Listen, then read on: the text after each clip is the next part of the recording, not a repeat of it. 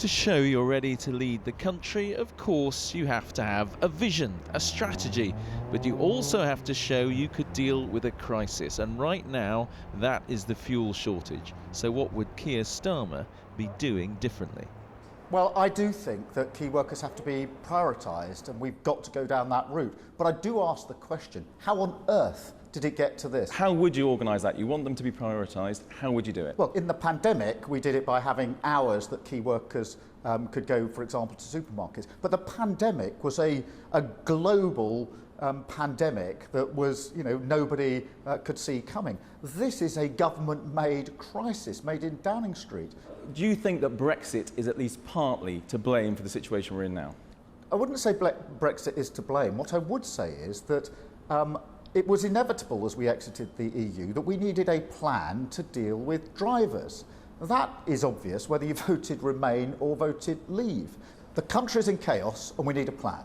And we need to prioritise key workers, and we need to issue visas for lorry drivers, and we need to do that today. How many visas? Well, we need to do it today, we need the right number of visas, and we need visas for long enough, 6-month visas. But how many is enough? How many is enough? Well, 10,000? 20,000? That's a discussion to be had with the government. The government is taking no action. Last night, Andy MacDonald resigned from the shadow cabinet, saying the party was now more divided than when Keir Starmer took over. Was that an act of sabotage? Look, Andy's got his own reasons for resigning. I've thanked him for his work.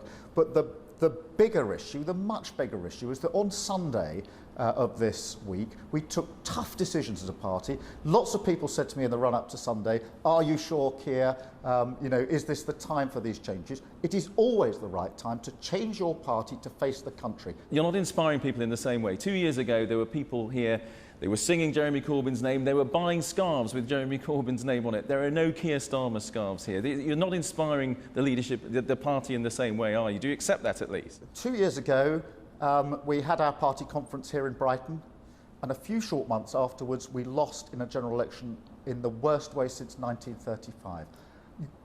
I am not going to allow that to happen again. And if that means change in our party, and it does, we will make that change, and we've made that change this week. That is what it's all about. Divided parties don't win elections. He must still demonstrate this party is united behind him.